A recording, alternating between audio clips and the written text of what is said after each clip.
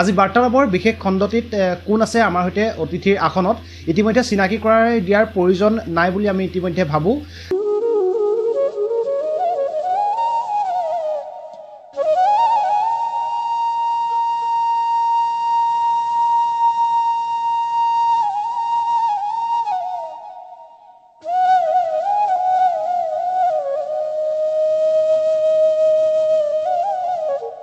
মাজুলীৰ এক বিশেষ অনুষ্ঠানত জুবিন গাৰ্গৰ সৈতে জুবিন গাৰ্গৰ সন্মুখতে জুবিন গাৰ্গৰে এটি গীতত বাহিৰ সুৰে কণ্ঠশিল্পী জুবিন গাৰ্গকো মোহিত কৰি তোলা এইগৰাকী অভিকাশ্যপ আজি আমাৰ সৈতে আছে। মই আসলে জায়গা মূলত থাকিব লাগে।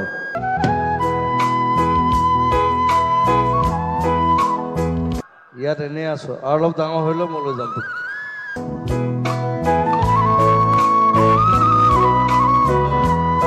এইটো গান মই ষ্টেজত গাওঁ কেতিয়াবা, খালি আজি প্ৰথম মই বাঁহীত শুনালো এটা সৰু ল'ৰা এটাক। তো মোৰ বহুত বহুত শুভকামনা থাকিল। মই ভাবোঁ আৰু 10 বছৰ পিছত ই বজাব মোৰ লগত।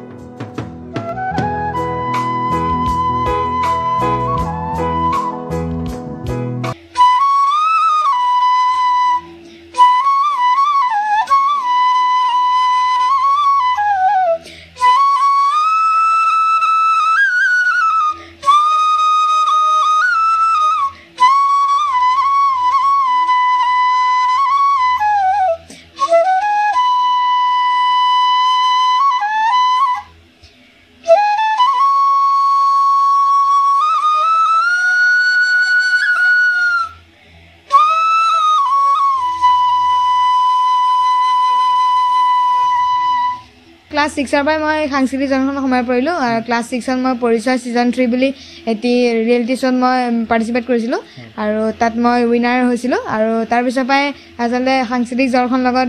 হেৰি হ'লোঁ আৰু প্ৰগ্ৰেম চগ্ৰেম তেনেকৈ আৰম্ভ কৰিলোঁ কৰিবলৈ লাহে লাহে। যি যাত্ৰা, এই যাত্ৰাত আচলতে তোমাৰ প্ৰেৰণাৰ উৎস কোন বুলি ভাবা তুমি? বাঁহীয়ে তোমাক এক পৰিচয় দিছে, বাঁহীয়ে তোমাক এক স্থানলৈ ইতিমধ্যে লৈ গৈছে। ভৱিষ্যতে মোৰ পৰিকল্পনা এটা যে মই অসমৰ যিসমূহ থলুৱা বাদ্যযন্ত্ৰ আছে সেইসমূহ বিশ্ব দৰবাৰত প্ৰদৰ্শন কৰাৰ এটা মোৰ সপোন আছে। জুবিন গাৰ্গ অসমৰ হাৰ্টথ্ৰব নৱপ্ৰজন্মৰ এক উদাহৰণ, আচলতে প্ৰেৰণাৰ উৎস। জুবিন গাৰ্গৰ সৈতে বাদ্যযন্ত্ৰ পৰিৱেশন কৰে আচলতে সপোনৰ কথা, কিন্তু জুবিন গাৰ্গে সেই সুবিধা তোমাক দিছে, কেনেকুৱা লাগিছে? তেখেতে মোৰ বাঁহীসমূহ চাইছিল, বাঁহী কি বজাব জানে চব সুধিছিল আৰু ভালদৰে বজাই যাব কৈছিল আৰু তেখেতে এটা বস্তু কৈছিল যে তেওঁ সকলো বজাব জানে কিন্তু বাঁহীটো নাজানে, বাঁহীটো আটাইতকৈ টান বস্তু তেখেতৰ কাৰণে, সেইকাৰণে মোক তই এটা ভাল ইনষ্ট্ৰুমেণ্ট চুজ কৰিছ, এইটো সদায় প্ৰেক্টিচ কৰি যাবি, সেইটো কথা কৈছিলে। মায়ে আচলতে এটা সৰু কাম এটা কৰিয়ে ঘৰখন চলাই আছে আচলতে, আৰু যি সময় পায় মোক সময়টো দিয়ে আৰু সেই সময়তে মোক যিমানখিনি উৎসাহ জনাব লাগে মায়ে জনাই গৈ আছে। ইতিমধ্যে উল্লেখ কৰিছোঁ এটি বিস্ময় বালক অভিকাশ্যপ, যিটো সময়ত আচলতে পখিলা খেদাৰ বয়স বুলি কয়, সেইটো সময়তেই অসমৰ বিভিন্ন অনুষ্ঠান প্ৰতিষ্ঠানত বাঁহী বাদন কৰি ৰাইজৰ বিপুল সমাদৰ লাভ কৰিবলৈ সক্ষম হোৱা এইগৰাকী অভিকাশ্যপ। নমস্কাৰ, নিউজ 24 অসমৰ প্ৰতিগৰাকী দৰ্শকক মই দিগন্তই স্বাগতম জনাইছোঁ আজিৰ বাৰ্তালাপৰ বিশেষ অনুষ্ঠানলৈ। আজি বাৰ্তালাপৰ বিশেষ খণ্ডটিত কোন আছে আমাৰ সৈতে অতিথিৰ আসনত ইতিমধ্যে চিনাকি কৰাৰ দিয়াৰ প্ৰয়োজন নাই বুলি আমি ইতিমধ্যে ভাবোঁ। অভিকাশ্যপ শৰ্মা ইতিমধ্যে কেৱল যোৰহাটৰে নহয় সমগ্ৰ অসমৰ বিভিন্ন প্ৰান্তৰ লগতে বাহিৰতো ইতিমধ্যে কেইবাটাও অনুষ্ঠান কৰি ৰাইজৰ বিপুল সমাদৰ লাভ কৰিবলৈ সক্ষম হোৱা অভিকাশ্যপ আজি এই বাৰ্তালাপৰ বিশেষ অতিথিৰ আসনত আজি আমাৰ সৈতে আছে। আৰু ইয়াৰ উপৰিও মাজুলীৰ এক বিশেষ অনুষ্ঠানত জুবিন গাৰ্গৰ সৈতে জুবিন গাৰ্গৰ সন্মুখতে জুবিন গাৰ্গৰে এটি গীতত বাহিৰ সুৰে কণ্ঠশিল্পী জুবিন গাৰ্গকো মোহিত কৰি তোলা এইগৰাকী অভিকাশ্যপ আজি আমাৰ সৈতে আছে। মই অভিকাশ্যপৰ জীৱনৰ বহু কথা আমি পাতি যাবলৈ চেষ্টা কৰিম, অভিৰ বাঁহীৰ বাদন আমি শুনিম, অভিৰ যি এই কলাৰ শিক্ষা, এই কলাৰ শিক্ষাৰ কথাও আমি দৰ্শকসকলক ইতিমধ্যে জনাই যাম। গতিকে আমি অনুষ্ঠান আৰম্ভ কৰিব বিচাৰিছোঁ। অভি, কি খবৰ তোমাৰ? হয়, নমস্কাৰ, ভালেই। হয়, আমি ইতিমধ্যে অনুষ্ঠান আৰম্ভ কৰিব বিচাৰিছোঁ। হয়, আচলতে আমি তুমি এতিয়া বৰ্তমান তোমাৰ যি আচলতে প্ৰতিভা, সেই প্ৰতিভাৰ জৰিয়তে তোমাক আচলতে এটা সকলোৱে চিনি পোৱা হৈছে, তুমি এটা আচলতে এক জনপ্ৰিয়তাৰ এক স্থানলৈ গৈ আছা আৰু যথেষ্ট ৰাইজৰ সমাদৰো লাভ কৰিবলৈ সক্ষম হৈছা। প্ৰথমতে তোমাৰ প্ৰতিক্ৰিয়া বা তোমাৰ কেনে অনুভৱ হয়? হয়, আচলতে খুবেই ভাল অনুভৱ হয় আৰু ৰাইজৰ ইমান আশীৰ্বাদত আৰু মৰমৰ উৎসাহত ইমান আগবাঢ়ি যাব পাৰিছোঁ আৰু আচলতে ৰাইজৰ পৰা আশীৰ্বাদে বিচাৰিছোঁ যাতে আৰু আগবাঢ়ি যাব পাৰোঁ আৰু ভাল ভাল কাম কৰি যাব পাৰোঁ হয় ধন্যবাদ জ্ঞাপন কৰিছোঁ আমি তোমাৰ যি পৰিচয় বা তোমাৰ জন্মস্থান বা তুমি ক'ত স্কুলীয়া শিক্ষা প্ৰথম এতিয়া পঢ়ি আছা সেই কিছু কথা প্ৰাৰম্ভিক সময়ছোৱাৰ কিছু কথা আমি দৰ্শকসকলৰ বাবে জানিব বিচাৰিছোঁ হয় আৰু মই বৰ্তমান এতিয়া মিলন নগৰ যোৰহাটত আছোঁ আৰু মই জোনাকী সংঘ বিদ্যালয়ত মোৰ শিক্ষা গ্ৰহণ কৰি আছোঁ মই এবাৰ ক্লাছ 9ৰ আমি তোমাৰ শিক্ষাৰ যি যাত্ৰা সেই যাত্ৰা অব্যাহত থাকক আমি তাৰে কামনা কৰিছোঁ আমি অনুষ্ঠান আৰম্ভ কৰিছোঁ ইতিমধ্যে আমি আৰম্ভ কৰিছোঁ আৰু অনুষ্ঠানৰ আৰম্ভণিতেই আমি যিটো আচলতে গীতে বা যিটো বাঁহীৰ সুৰে জুবিন গাৰ্গকো ইতিমধ্যে মোহিত কৰি তুলিছিলে সেই বাঁহীৰ যিটো সুৰ আচলতে আমি শুনিব বিচাৰিছোঁ দৰ্শকৰ বাবে মই মাজুলীৰ বিহু অনুষ্ঠানত জুবিন গাৰ্গৰ সৈতে যিটো অনুষ্ঠান কৰিছিলোঁ তাত মই হেৰবাঁহী গীতটি পৰিৱেশন কৰিছিলোঁ সেই গীতটি মই বজাইছোঁ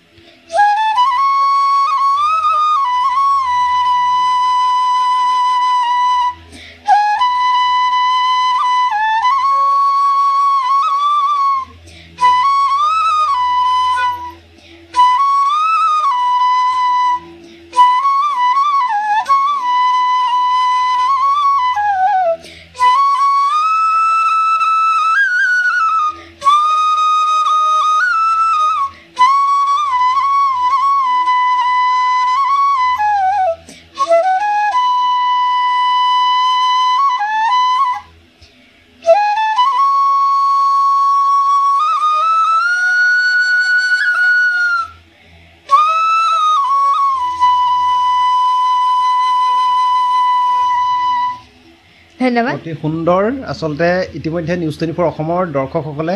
অভিৰ যি বাহিৰ বাদন সেই বাহিৰ বাদন ইতিমধ্যে আপলোড হৈছে নিউজ 24 অসমৰ প্ৰতিগৰাকী দৰ্শক মই তাৰ বাবে ধন্যবাদ জ্ঞাপন কৰিছোঁ ইতিমধ্যে তুমি এটা শিক্ষা গ্ৰহণ কৰি আছা পঢ়ি আছা এই সাংস্কৃতিক জগতখনত তুমি কেতিয়াৰ পৰা জড়িত হৈ পৰিলা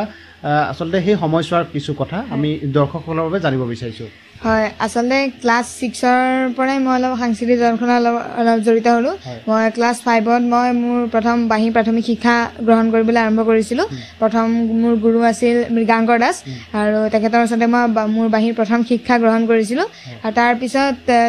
লকডাউনৰ সময়ছোৱাতে মই বাঁহীৰ প্ৰথম শিক্ষা গ্ৰহণ কৰিলোঁ আৰু তাৰপিছত লকডাউন খোলাৰ পিছতে মই 2-3 মাহমান ইউটিউবৰ পৰা চাই শিকিলোঁ আৰু তাৰপিছত মই এতিয়া বৰ্তমান ক্লাছিকেলৰ কোৰ্চটো কৰি আছোঁ মোৰ গুৰু শ্ৰী ভৰত হাজৰিকা ছাৰ তেখেতৰ ওচৰতে মই এতিয়া ক্লাছিকেলৰ বাঁহী শিক্ষা গ্ৰহণ কৰি আছোঁ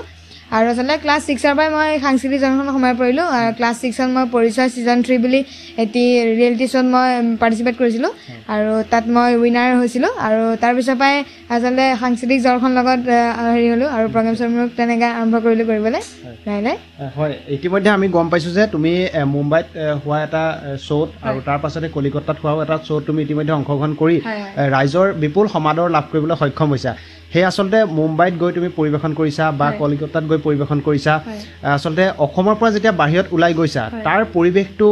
বা সেই পৰিৱেশে তোমাক কেনেধৰণে আকৰ্ষণ কৰিছে বা তাত পৰিৱেশন কৰি তাত পাৰফৰ্ম কৰি তোমাৰ কেনে অনুভৱ হৈছে হয় আচলতে অসমৰ পৰা বাহিৰলৈ ওলাই গ'লে যিটো আমাৰ মিউজিকেল লাইন থাকে সেইটো আচলতে ক্লাছিকেলৰ লাইনে হৈ যায় এতিয়া মই মুম্বাইত যিমান গৈছিলোঁ আৰু এতিয়া কলকাতাখন গোটেই ক্লাছিকেলৰ এখন এৰিয়া আৰু মুম্বাইতো ক্লাছিকেলৰ চৰ্চা হয় বেছিভাগ আৰু তাত মই যিমান পাইছোঁ চব ৰাগ বজাবলৈ শিকিছোঁ আৰু ক্লাছিকেলৰ যোনসমূহ মিউজিক আছে বা বেকগ্ৰাউণ্ড স্ক'ৰ হৈ যাওক সেইসমূহ বজাবলৈ তেতিয়া তাত চেষ্টা কৰিছিলোঁ আৰু তাতো মুম্বাইতো কেইটামান ষ্টুডিঅ'ত গৈছিলোঁ আমাৰ অৰিন্দম দাস ষ্টুডিঅ'ত গৈছিলোঁ তাতো খুব ধুনীয়াকৈ মই ক্লাছিকেলৰ ৰাগ চাগ আৰু অলপ কিছুমান মিউজিকেল টিপছসমূহ মই তেওঁৰ পৰা পাইছিলোঁ আৰু আচলতে খুবেই ভাল লাগিছিল তেওঁলোকৰ এটা পৰিৱেশটো বেলেগ হয় আচলতে অসমত তুমি ইতিমধ্যে পৰিৱেশন কৰি আছা বিভিন্ন অনুষ্ঠানত অসমৰ অনুষ্ঠান কৰাৰ যিটো পৰিৱেশ আৰু বাহিৰত অনুষ্ঠান কৰাৰ পৰিৱেশ নিৰ্দিষ্ট আচলতে বেলেগ কি পাৰ্থক্য পোৱা তুমি তাত হয় আচলতে অসমত যিহেতু আমাৰ এতিয়া বৰ্তমান গোটেই বিহু অনুষ্ঠানবোৰে চলি আছে আৰু বিহু অনুষ্ঠানত সকলোৱে বিহু বজাওঁ কিন্তু বাহিৰৰ যেতিয়া আমি অনুষ্ঠানসমূহ কৰোঁ তাত অকল ৰাগে শুনে ৰাগৰ মানে ৰাগে শুনে আৰু যিসমূহ ক্লাছিকেল বেছ চং হয় সেইসমূহে শুনে বেছিভাগ আৰু তাত মানুহখিনি চব ক্লাছিকেল মানুহ থাকে সেইবাবে তেওঁলোকৰ অভিজ্ঞতাটো আৰু অলপ ভাল হয় নিশ্চয় ইতিমধ্যে তুমি যথেষ্ট অভিজ্ঞতা লাভ কৰিছা বাহিৰত অনুষ্ঠান পৰিৱেশন কৰি তোমাৰ উজ্জ্বল ভৱিষ্যত আমি কামনা কৰিছোঁ আচলতে তোমাৰ এই যি যাত্ৰা এই যাত্ৰাত আচলতে তোমাৰ প্ৰেৰণাৰ উৎস কোন বুলি ভাবা তুমি হয় আচলতে প্ৰেৰণাৰ্থ সকলোৱে আৰু মোৰ বাঁহীৰ গুৰু হওক আৰু মোৰ নৱজিত বৰা দাদা এজন নগাঁৱৰ বিখ্যাত বাঁহীবাদক তেখেতৰ এটি যোনটো ৰাসৰ বাঁহী সুৰ ভাইৰেল হৈছিল তেখেতৰ পৰা মই প্ৰেৰণা পাওঁ আৰু তেখেতৰ বাঁহী সুৰবোৰ শুনিও আগতে মই বাঁহী বজাবলৈ চেষ্টা কৰি আছিলোঁ আৰু আমাৰ বাঁহীৰ ভগৱান বুলি যাক ভবা হয় পণ্ডিত হৰিপ্ৰসাদ চৰইচা তেখেতৰ মই বাঁহী সুৰ শুনিছোঁ আৰু তেখেতৰ যিসমূহ ক্লাছিকেলৰ ৰাগ বজায় সেইসমূহ মই অধ্যয়ন কৰোঁ আৰু দীপক শৰ্মা ছাৰ আমাৰ অসমৰ লক্ষীনন্দন দাদা তেওঁলোকৰো পৰা প্ৰেৰণা পাওঁ আৰু ঘৰৰ পৰিয়ালৰ পৰা প্ৰেৰণা পাই আছোঁ আৰু বিশেষকৈ মোৰ দাদাৰ পৰা দাদাই সকলোখিনি মোক প্ৰেৰণা জগাই আছে নিশ্চয় আমি ধন্যবাদ জ্ঞাপন কৰিছোঁ আচলতে আমি ইতিমধ্যে গম পাইছোঁ যে তুমি বাঁহী বাদন কৰাৰ উপৰিও তুমি খোল নেগেৰা আচলতে সংস্কৃতিৰ যিবোৰ আমাৰ থলুৱা যিবিলাক বাদ্যযন্ত্ৰ সেই বাদ্যযন্ত্ৰবিলাকো তুমি অতি নিখুঁতভাৱে আচলতে বজোৱা বাঁহীৰ উপৰিও আৰু তুমি কি বাদ্যযন্ত্ৰ বজোৱা হয় বাঁহীৰ উপৰি আচলতে মই যিসমূহ আমাৰ অসমৰ থলুৱা বাদ্যযন্ত্ৰ যেনে খোল নেগেৰা ঢোল সুতুলি আৰু ৱেষ্টাৰ্ণ যিসমূহ ইনষ্ট্ৰুমেণ্ট মাউথ অৰ্গেন হওক চাইনিজ ডিজি ফ্লুট বুলি এটা আছে সেইসমূহ বজাবলৈ আচলতে চেষ্টা কৰি আছোঁ আৰু শিকি গৈ আছোঁ তুমি সকলোবোৰ আনুষ্ঠানিক শিক্ষা গ্ৰহণ কৰিছিলা নে কিছুমান তুমি মোবাইল বা তেনেকুৱাকৈ তুমি হয় আচলতে মই খোল নেগেৰা যিসমূহ অসমৰ থলুৱা বাদ্যযন্ত্ৰ সেইসমূহ মই ইউটিউবৰ পৰা আচলতে চাই শিকি আছোঁ কোনো আনুষ্ঠানিক শিক্ষা এতিয়ালৈকে গ্ৰহণ কৰা নাই আৰু বাঁহীৰ আৰু আৰ্টৰ মই এতিয়ালৈকে আনুষ্ঠানিক শিক্ষা গ্ৰহণ কৰিছোঁ আৰু ইতিমধ্যে তুমি সুন্দৰ ছবিও আঁকা আমি ইতিমধ্যে গম পাইছোঁ মাজতে আমি নিউজ 24 অসমে ইতিমধ্যে সম্প্ৰচাৰ কৰিছিলোঁ তেখেতে অভি কাশ্যপে এটি সুন্দৰ আলোকচিত্ৰ অংকন কৰা আচলতে তুমি সংগীত বাঁহী বজোৱা বিভিন্ন বাদ্যযন্ত্ৰ বজোৱা ছবি আঁকা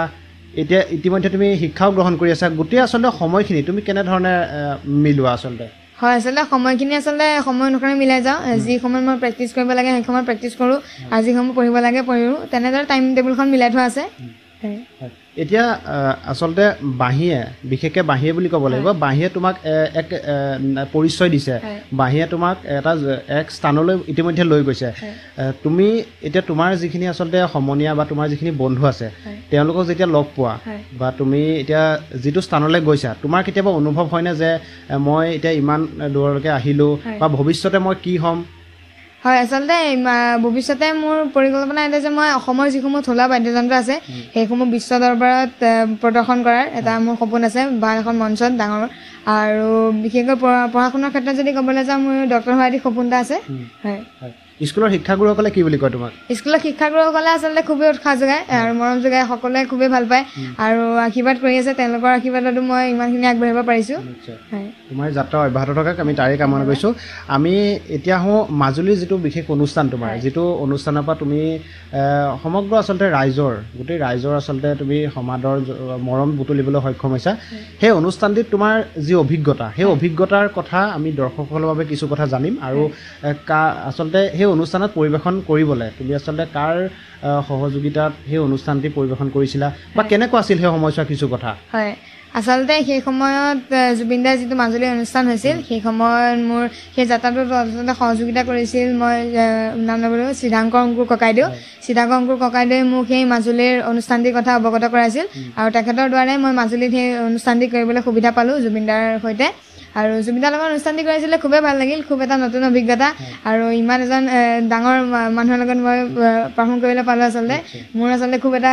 সপোন আছিল আচলতে আৰু তেখেতৰ লগত যেতিয়া অনুষ্ঠানটো কৰিছিলোঁ মঞ্চত যেতিয়া উঠি গৈছিলোঁ তেতিয়া তেখেতে মোৰ বাঁহীসমূহ চাইছিল বাঁহী কি বজাব জানে চব সুধিছিল আৰু ভালদৰে বজাই যাব কৈছিল আৰু তেখেতে এটা বস্তু কৈছিল যে তেওঁ সকলো বজাব জানে কিন্তু বাঁহীটো নাজানে বাঁহীটো আটাইতকৈ টান বস্তু তেখেতৰ কাৰণে সেইকাৰণে মোক তই এটা ভাল ইনষ্ট্ৰুমেণ্ট চুজ কৰিছ এইটো সদায় প্ৰেক্টিচ কৰি যাবি সেইটো কথা কৈছিলে জুবিন দাই সেই সময়ত এটা বিশেষ কথা কৈছিলে যে আৰু 10 বছৰ পাছত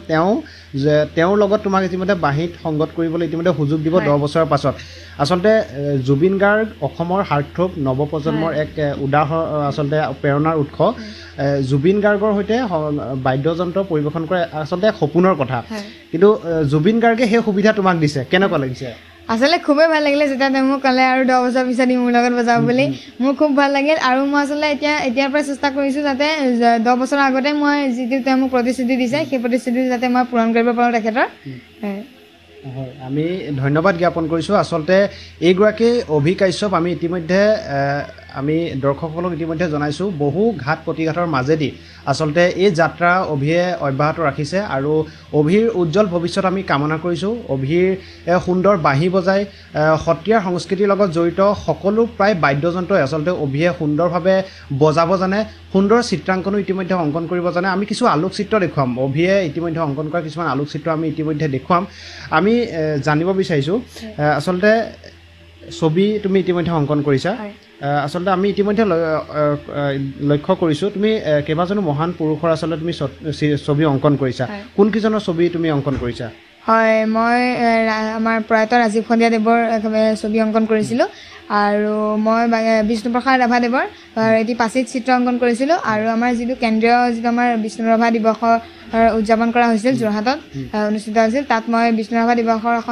ৰাভাদেৱৰ এখন ডাঙৰ পেইণ্টিং আগবঢ়াইছিলোঁ হয় আমি ধন্যবাদ জ্ঞাপন কৰিছোঁ আচলতে এতিয়া বিভিন্ন অনুষ্ঠানে তোমাক ইতিমধ্যে বঁটা দিছে বিভিন্ন অনুষ্ঠানে তোমাক মৰম কৰিছে আগবাঢ়ি যোৱাৰ ক্ষেত্ৰত বিভিন্ন আচলতে প্ৰেৰণা তোমাক দিছে কেনেকুৱা লাগে সেই সময়ছোৱাত যেতিয়া ষ্টেজত তুমি উঠি যোৱা কোনোবাই গামোচা এখন পিন্ধায় বা কোনোবাই এৱাৰ্ড এটা দিয়ে কেনেকুৱা অনুভৱ হয় তোমাৰ হয় আচলতে খুবেই ভাল এটা অনুভৱ হয় আৰু সকলোৱে ইমান মৰম দিয়ে ৰাইজে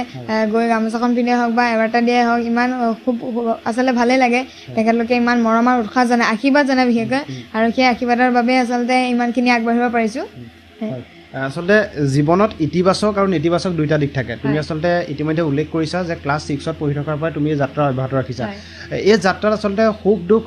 বহু কিছু কথা থাকে তোমাৰ ইতিবাচক কোনখিনি কথা আছিল বা নেতিবাচক কোনখিনি কথা আছিল যিখিনি কথাই আচলতে তোমাৰ মনত এতিয়াও ক্ৰিয়া কৰি থাকে হয় আচলতে আগৰ যিসমূহ মই পৰিচয় ছিজন 3 এটি উইনাৰ হৈছিলোঁ সেই তাৰ পৰা অভিজ্ঞতাটো আচলতে মোৰ আৰম্ভ হৈছিল তাত বহুতখিনি শিকিবলৈ পালোঁ আৰু আমাৰ যিসমূহ মোৰ গুৰু আছিল চন্দন ছাৰ অমিত ছাৰ তেখেতৰ নামো মই লৈছোঁ আৰু তেখেতলোকে মোক বহুতখিনি তেতিয়া আগবঢ়াইছিল কিদৰে বাঁহীটো আৰু অলপ ভালদৰে বজাম আৰু কাৰণ মই ক্লাছ 5ৰ পৰা আৰম্ভ কৰিছিলোঁ আচলতে তেখেতলোকৰ পৰা মই বহুতখিনি অভিজ্ঞতা লাভ কৰিলোঁ আৰু তেনেদৰে আচলতে এই যাত্ৰাটোত আগবাঢ়ি গৈ আছোঁ তুমি আচলতে তোমাৰ বাসগৃহত আচলতে তুমি আৰু তোমাৰ মা আইতাৰ লগত তুমি একেলগে বসবাস কৰি আছা মায়ে কি কয় তোমাৰ এই যি যাত্ৰা সেই যাত্ৰা তুমি ইতিমধ্যে ইমান মৰম বুটলিবলৈ সক্ষম হৈছা মায়ে নিশ্চয় গৌৰৱ অনুভৱ কৰে কি কয় তোমাৰ মায়ে হয় আচলতে মায়ে উৎসাহ জনাই গৈছে মৰম দি গৈছে আশীৰ্বাদ কৰি গৈছে আৰু সেইবাবে আগবাঢ়ি গৈ আছোঁ আৰু মায়ে আচলতে এটা সৰু কাম এটা কৰিয়ে ঘৰখন চলাই আছে আচলতে আৰু যি সময় পায় মোক সময়টো দিয়ে আৰু সেই সময়তে মোক যিমানখিনি উৎসাহ জনাব লাগে মায়ে জনাই গৈ আছে আমি ধন্যবাদ জ্ঞাপন কৰিছোঁ আমি অনুষ্ঠান ইতিমধ্যে যথেষ্ট দীঘলীয়াও হৈছে আমি অনুষ্ঠান সামৰিব বিচাৰিছোঁ অনুষ্ঠানৰ আমি শেষৰ ফালে ইতিমধ্যে আহি উপস্থিত হৈছোঁ শেষত আমি দৰ্শকসকলৰ বাবে তোমাৰ বাঁহীৰ আৰু এটা সুৰ আমি শুনিব বিচাৰিছোঁ হয় নিশ্চয় মই এটি পুৰণি গীত অ হালজালে গীতেৰে আজি নিচানি সামৰণি কৰিছোঁ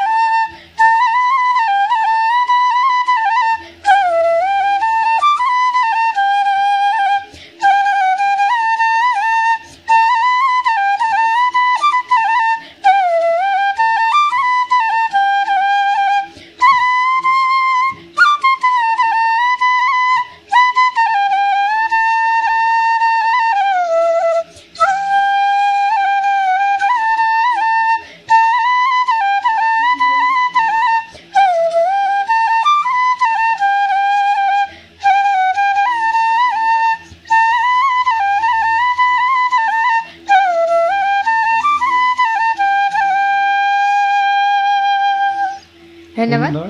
সুন্দৰ আমি ধন্যবাদ জ্ঞাপন কৰিছোঁ অভিকাশ্যপৰ এই যি সাংস্কৃতিক যাত্ৰা সেই যাত্ৰা অব্যাহত থাকক আমি তাৰে কামনা কৰিছোঁ সাংস্কৃতিক জগতত এটি উজ্জ্বল নক্ষত্ৰ হৈ অভিকাশ্যপ চিৰদিনৰ বাবে জিলিকি থাকক আমি ভগৱানৰ শ্ৰীচৰণত তাৰে কামনা কৰিছোঁ আমি অনুষ্ঠান শেষ কৰিব বিচাৰিছোঁ আমাৰ দৰ্শক ৰাইজৰ বাবে কিবা ক'বা নেকি হয় আচলতে দৰ্শক ৰাইজৰ বাবে ক'ম যে তেওঁলোকে মোক যাতে আশীৰ্বাদ জনাই যায় আগলৈ আৰু মৰম আৰু উৎসাহ দি যায় যাতে মই আৰু ভাল ভাল কাম কৰি যাব পাৰোঁ ভৱিষ্যতে আৰু এনেদৰে যাতে সাংস্কৃতিক জগতখনত আগবাঢ়ি যাব পাৰোঁ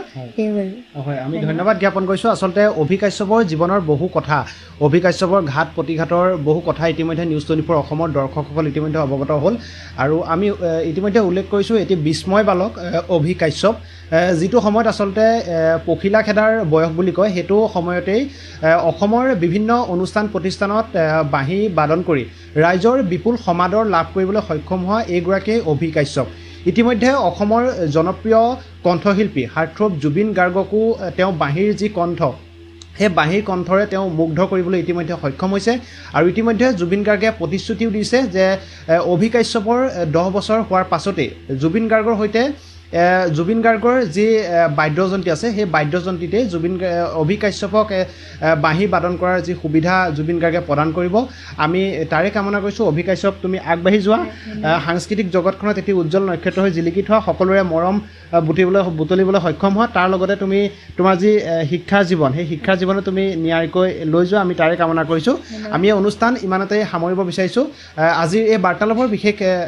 খণ্ডটি চাই থকাৰ বাবে নিউজ 24 অসমৰ প্ৰতিগৰাকী দৰ্শকক আমি ধন্যবাদ জ্ঞাপন কৰিছোঁ